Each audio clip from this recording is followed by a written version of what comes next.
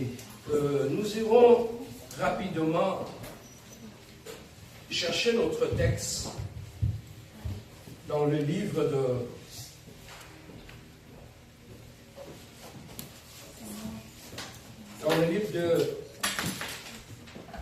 chapitre 32, verset 8.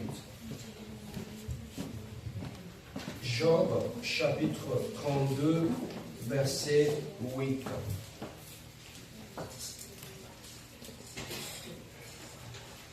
Job, chapitre 32,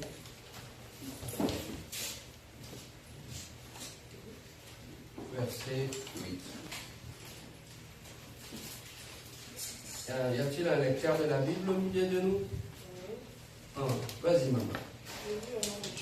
Job, chapitre 32, verset 8.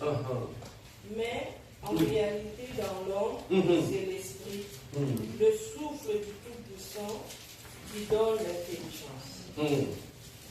Maman, vous pouvez reprendre encore.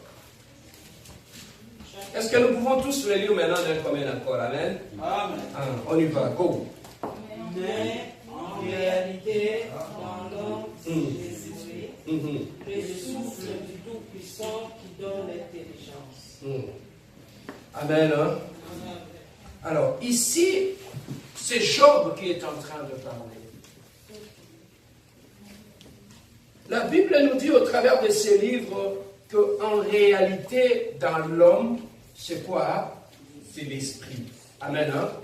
En réalité, dans l'homme, c'est l'esprit. Pourquoi la Bible nous parle-t-il ainsi? Nous comprenons que l'homme est tripartite. Dans l'homme, il y a l'âme, il y a le corps et il y a l'esprit. Dans l'homme, l'homme est composé de trois parties. Dans l'homme, il y a l'âme, il y a le corps et il y a l'esprit. Amen. Hein? Alors, mais ici, curieusement, dans le livre de Job, on nous dit en réalité, dans l'homme, c'est l'esprit. Amen. Hein? Alors, la Bible nous dit que Dieu est esprit. Et la même Bible nous dit que Dieu nous a créés à son image. C'est que l'image de Dieu, ce n'est pas cette apparence physique que tu vois. L'image de Dieu, c'est l'esprit qui est en toi. Si Dieu t'a créé, si Dieu est esprit, c'est que toi aussi tu es esprit. C'est que s'il t'a créé à son image, ce n'est pas à partir de ces cheveux-là qu'on va ressembler à Dieu, non. La ressemblance qu'on a par rapport à Dieu se situe au niveau de notre esprit. Amen. Hein? Alors, l'homme, c'est d'abord l'esprit. C'est d'abord l'esprit. C'est l'esprit qui fait en sorte que nous puissions ressembler à Christ. Alors, au-delà de l'esprit, l'homme a une âme. L'âme est le siège des émotions, le siège des sentiments. Amen. Hein? Amen. L'âme est le siège des émotions, le siège des sentiments. Donc, quand tu te fâches, quand tu es triste, ça vient de ton âme. Amen. Hein? Amen. Alors, quand tu réfléchis, ça vient de ton esprit. L'intelligence de l'homme vient de son esprit. Les émotions viennent de son âme. Amen. Hein? Amen. Alors, ici, on nous dit, en réalité, dans l'homme, c'est l'esprit. C'est que l'homme est d'abord un esprit. Alors, en créant l'homme comme esprit, il fallait que Dieu puisse le placer sur cette terre des hommes.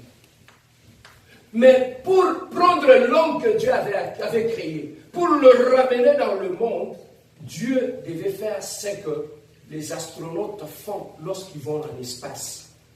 Lorsqu'ils vont dans l'espace, tellement que l'environnement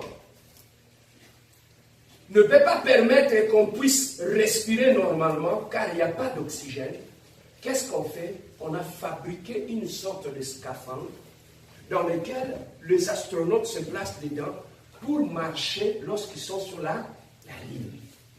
C'est comme ça aussi, lorsque Dieu nous a créés, et pour nous placer afin qu'on puisse exister sur cette terre des hommes, nous sommes des esprits.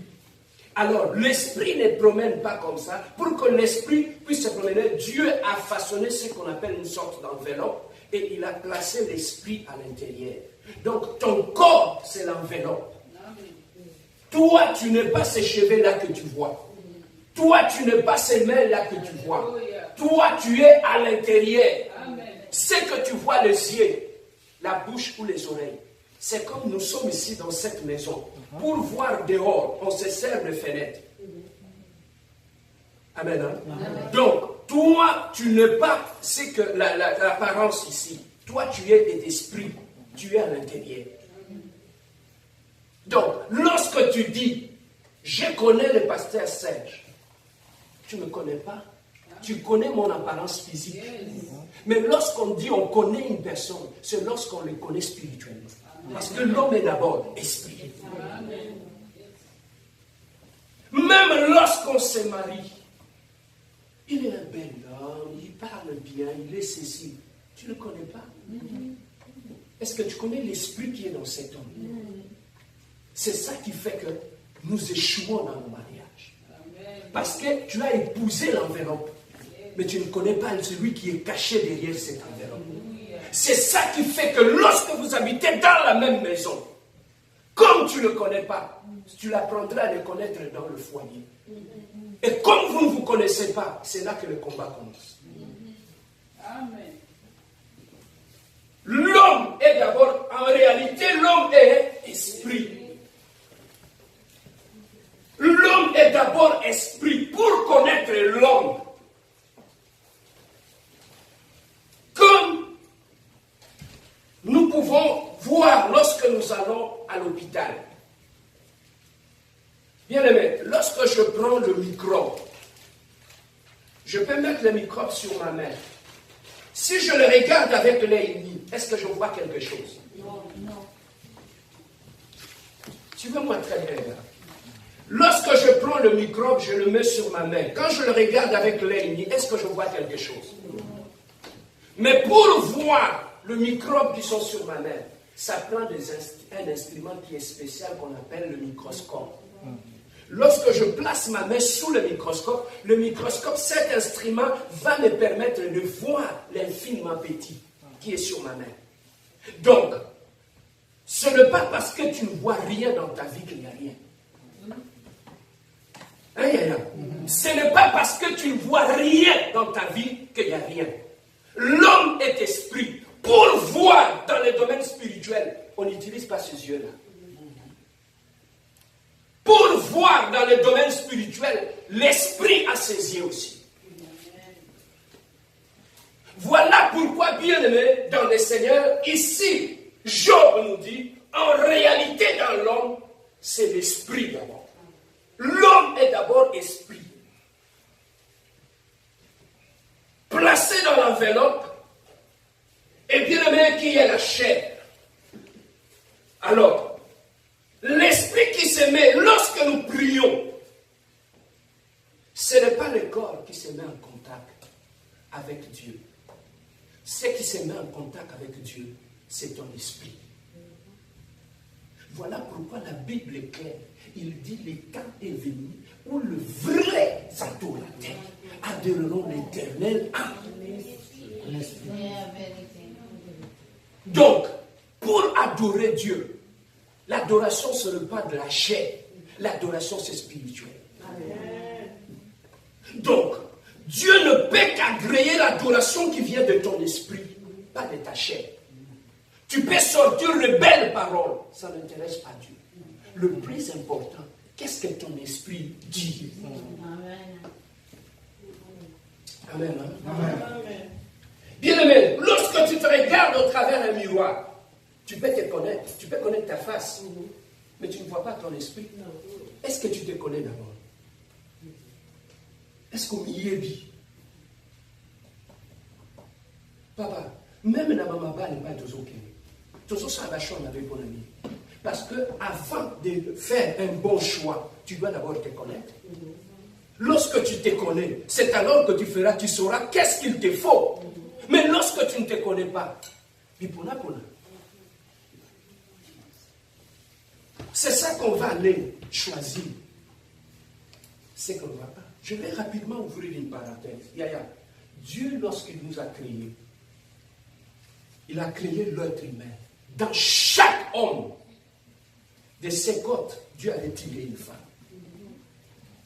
Tous les hommes, dans chaque côte, Dieu avait tiré une femme. Aucun homme de ses côtes, Dieu n'avait pas tiré une femme. Donc, chaque homme a sa femme. Chaque femme a son mari. Si une femme existe, c'est que tu viens de quelque part. Amen. Mais maintenant, ma bezobandawati. Lorsque tu te maries avec un homme ou avec une femme, ou on commence par les hommes, lorsque tu te maries avec une femme